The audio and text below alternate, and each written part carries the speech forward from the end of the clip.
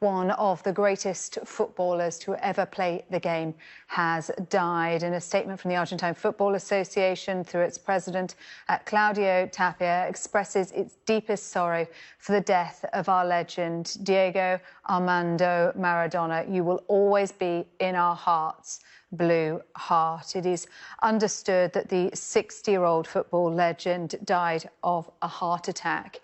He had been discharged from hospital just 2 weeks ago after being admitted for emergency brain surgery to remove a clot on the brain. He was due to continue receiving treatment for alcohol dependency on his discharge from hospital after a long history of drug and alcohol abuse. But we now understand that he has died reportedly from a heart attack. Regarded as one of the greatest footballers of all time, nicknamed the Golden Boy, the first player in history to set world record transfer fees twice. His international career with Argentina, he earned 91 caps.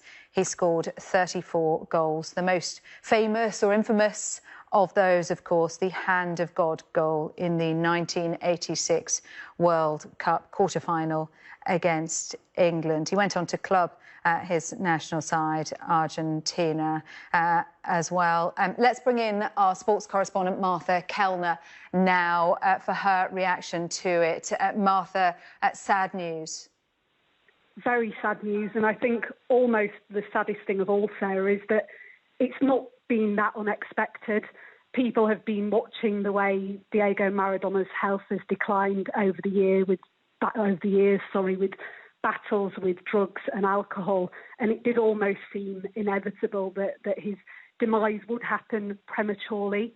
He was, one of the greatest footballers of all time, an absolute genius of the game, most notably for Argentina. And I think it's difficult to overstate just how important he is to Argentinian people. He's not just a footballer there, he is a cultural icon. He's someone who was born in the shanty towns just out on the outskirts of the capital, Buenos Aires. He learned to play football on the streets. He referred to himself as, he was a street urchin turned good, and his death will be mourned, incredibly hardly in Argentina. They will feel this very hardly.